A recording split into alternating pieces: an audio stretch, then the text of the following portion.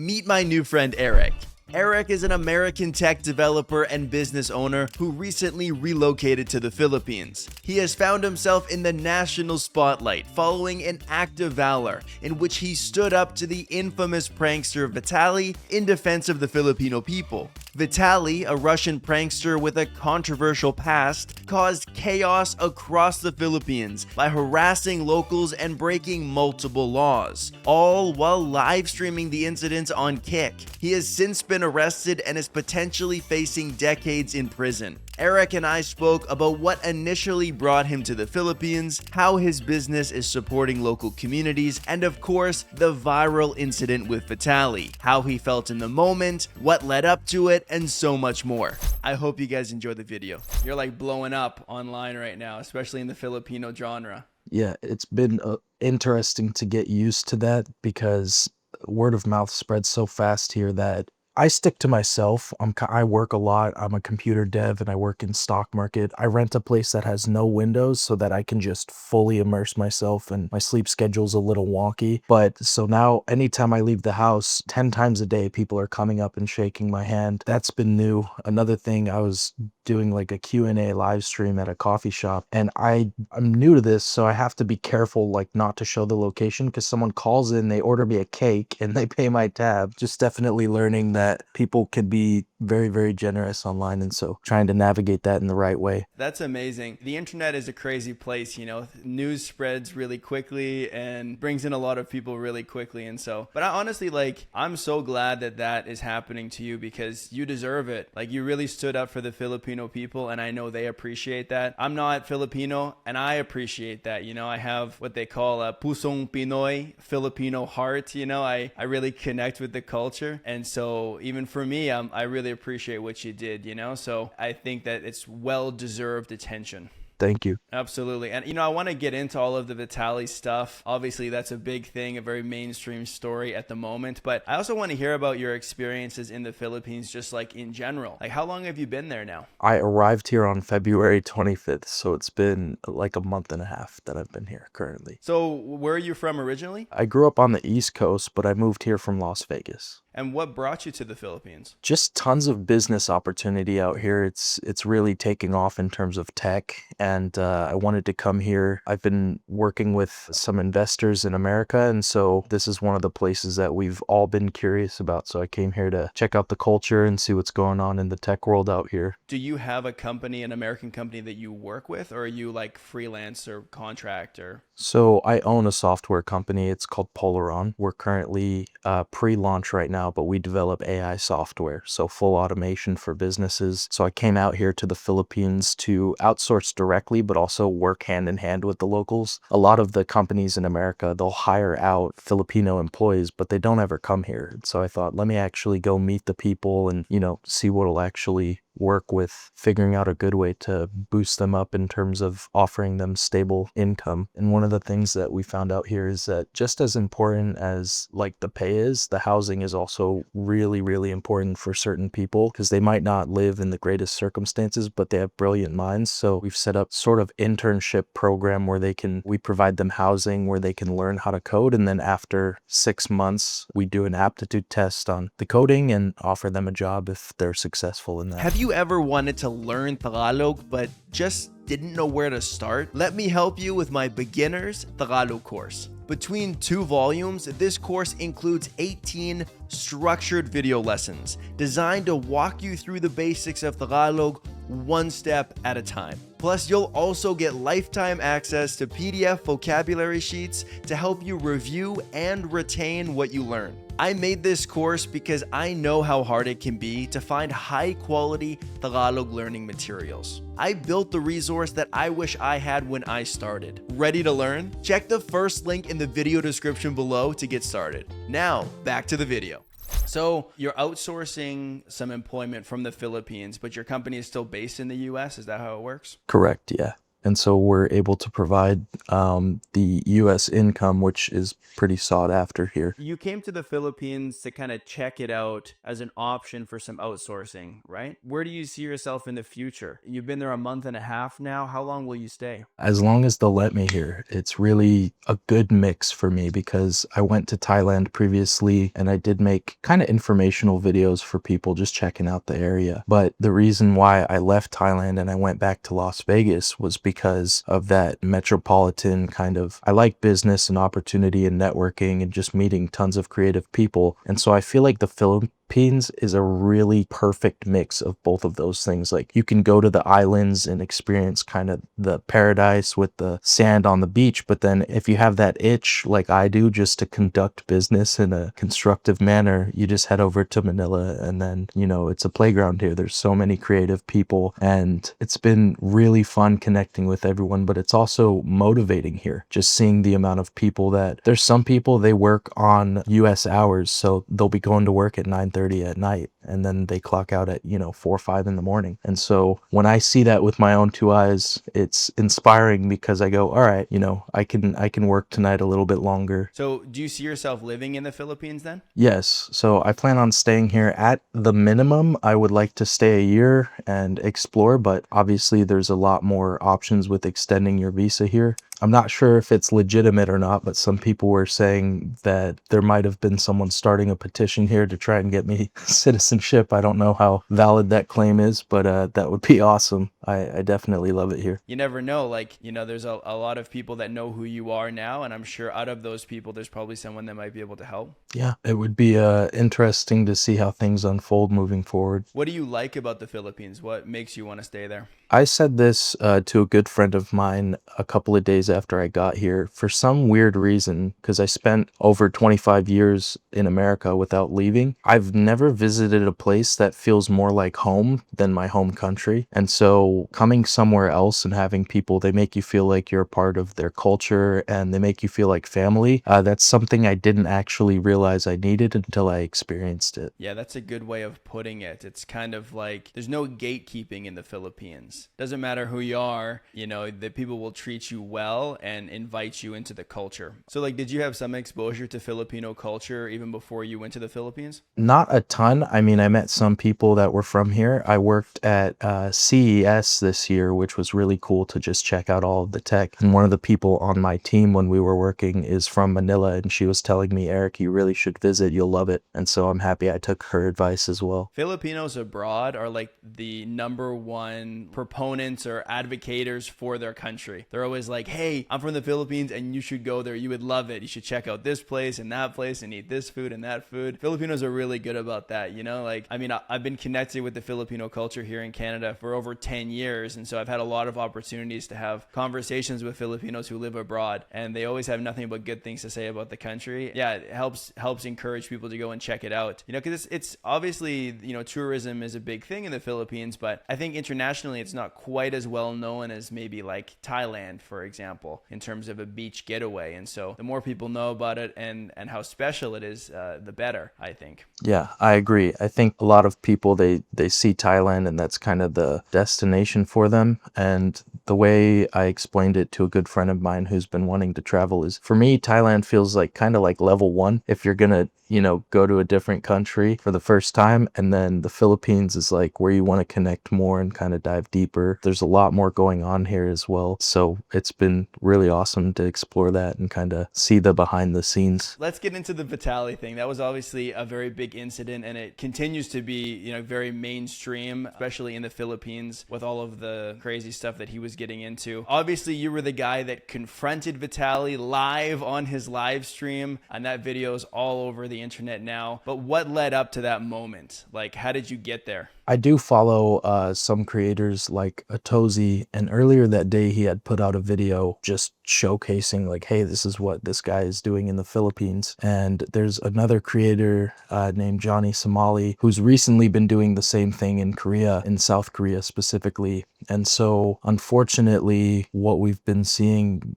popping up is these guys going to different countries and trying to exploit the local culture and their kind nature just to farm content off of them. So when I had seen that earlier in the day, I just thought to myself that it's unacceptable. And so Vitali had been live streaming his location, and I happened to see the name of the place he was at. So I hopped in a grab here and I went down there with the intention of just having a conversation, and that then escalated into the viral clip that people have been seeing recently. Yeah, you can definitely tell when you first approach him that you were just looking for a conversation. You're very chill. I thought you were like very charitable with what you were saying as well, saying like, hey, you're doing all this bad stuff. Maybe there's also some good stuff you could be doing, or if you're doing it, it's not coming across in your content. Very charitable considering all of the stuff that he was getting into. And even with that approach, he was the one that escalated it. I think it just kind of shows his true colors that he really wasn't looking for a conversation. I think my favorite clip of that, the little soundbite that you had, was like, I don't want to have a conversation. And you were like, you don't want to have a conversation with reality. I was like, that's a perfect like mic drop moment right there. You weren't expecting it to go crazy then. You were expecting just to have a normal conversation. To be honest, I would have expected him to shut his live stream off and just talk about it, like man to man, but he obviously decided to record it and then broadcast it. And so, but as far as, what I said to him, I did really mean it. I think that sometimes people let their infamy or fame get to their head, and then they become so disconnected from the society that they live in that they think they can just act like that. And so a lot of people do understand that I was trying to warn him and say, man, you're not walking down the right path. That was the baseline of my message to him, is like, look, you have a platform, you have eyes on you right now, whether you want them or not, and why not give the people here their credit for their hard work instead of putting them down? And unfortunately, having that conversation with him, he was not even remotely open to acknowledging anything that he's been doing, and just zero accountability. When you had that conversation with him, when you first confronted him, was that before or after he committed the crimes that he's being charged for? This was after. So he's obviously been, when he was out on the streets here, he was live streaming himself committing those crimes. And so certain content creators, they would clip that and then, put out a video just explaining what's going on. So he had been going on a 3-day spree of just completely disrespecting the locals here, like taking hats from security guards, stealing one of the guy's scooters. I heard that he ran someone's leg over, unfortunately, standing on top of the jeepneys here, scaring random people. Like he walked up to a lady here and said, I'll rob you, and just wreaking havoc here. So when you see someone acting like that and he's still live streaming, like I thought to myself, why has nobody, gone up to him and said something? And I think it's because he's a bigger guy. There's obviously places here in the Philippines that if he visited, they would not be hesitating to go up to him and kind of confront him on what's going on. And the reason why I think he chose to do that in BGC is people here, they're just not used to seeing things like that. So when they come across someone that's acting so blatantly out of their mind, I think a lot of the people were just shocked. It's just something you don't see out here on the streets every day. Back home in Vegas, you have people acting like that all the time. It's just not normal to do that in another country. It's not normal at all. I mean, I've talked to a lot of people, a lot of foreigners who spend time in the Philippines about this kind of, potential preferential treatment that foreigners are given in the Philippines. In a lot of places in the world, unfortunately, people from other countries aren't always treated super well. In the Philippines, it's like the opposite. Yeah, he definitely was taking advantage of other people's kindness here. And I think that tourism is obviously very big in Asian countries just because people like to come here, and it does stimulate the local economy, which is great for the locals as well. But in terms of his actions here, taking advantage of that hospitality is just something that, it's something a child would do. Seeing someone that's older than myself, I'm 27 years old, Vitali is 33. And so having to have a conversation where someone is so full of themselves, it was really interesting to see, looking him in the eyes, there was just this kind of If you've ever had a conversation with someone that's in that state of mind, it's like you're not talking to them when you're face to face with them, like they're somewhere else. So it was a little jarring to have that conversation with someone that just looks like, something's going on. I don't think that's normal behavior if you're in the right state of mind. And there was that moment where you were staring him like straight in the face, kind of when it was reaching its kind of climax of intensiveness, and you guys were looking each other in the eyes, and then it kind of looked like for a moment there was going to be a fight, and you to your credit, did not back down. You were right there, didn't even flinch. How intimidated were you in that moment, or nervous in that moment that it might become something really big? It might become a physical confrontation. I mean, a part of me, like, you interact with a lot of people and you can kind of tell when someone's about to do something like that. As far as him, though, in terms of unpredictability, some of the other creators that have put out, reactions to this say he is an unpredictable guy. And so in the moment, there's not a lot going through your head. Even if an altercation happens, I know the message I'm trying to send, and I know that I'm trying to stand up for people. And so my mind wasn't thinking about that at all. But he's smaller than me. Like, he's a little bit shorter, and I weigh a lot. And so just one of those situations where, it's like, yeah, you might go to the gym a little bit more than me and be a bit more toned, but in terms of body mass, like, I'm a big guy. And so it's like if your little brother tries to come up to you and intimidate you, it's like, it's not going to happen. So just one of those situations where someone barks at you and it's like, hey, I'm just as big as you, which is what I told him face to face. I think it's interesting what you said earlier, that you were expecting him to maybe turn off the live stream and just have a real conversation with you. And he chose to not do that. And he said, oh, this is content. I'm not sure he realized that what kind of content he was actually making. It actually worked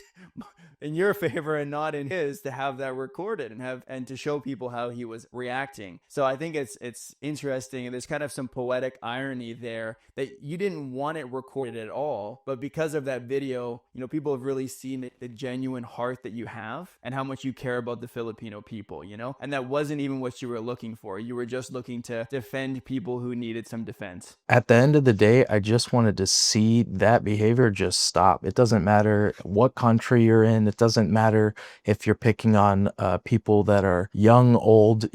We don't like bullies. At least I don't. I was bullied as a kid in high school, and I always told myself that if you see something, do something. That doesn't mean, go up and approach someone, start a confrontation. But when someone's walking around and they're acting all big and tough, it's sometimes they need someone to intervene and at least try to speak some sense into them.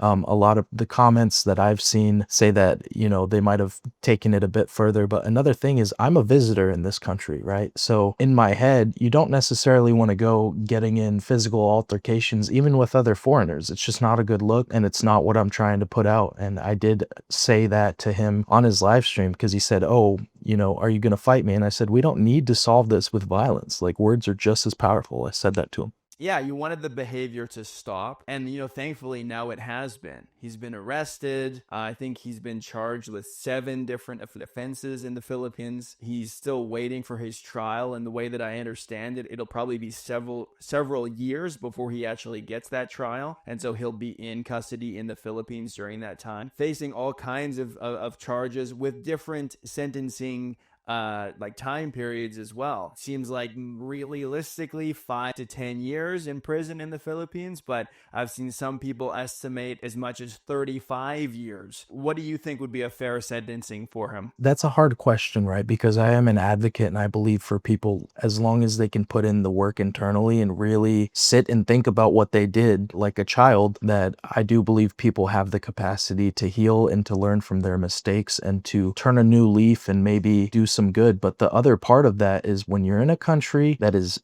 not your home country and you break the rules, you have to deal with the consequences, and you're really not in control of that. And it probably doesn't work the same way from where he's from. So in terms of what I think he deserves, realistically, I think whatever the judge decides his sentences, I think that's exactly what he deserves. And the other thing is, he's been provoking them in the courtroom here as well, which is just like, you disrespect the locals, and now you're disrespecting the justice system here. And he's kind of just, how to speed run ruining your life, you know? So Tell me I'm wrong, but I don't feel like people in his comment section were goading him to do these things, right? A lot of those people were probably horrified at the things that he was doing, but he kind of took advantage of that rage bait culture of like, it's like a car crash. You don't want to see it, but you can't look away. And so I don't understand the mentality of like wanting to cultivate an audience, strictly around toxicity or hate rather than like genuine support. And I'm sure it's monetarily motivated, but still, I mean, that's got to be soul crushing just to do content like that. I think you can run from that for a while, right? But it catches up to you. And that's,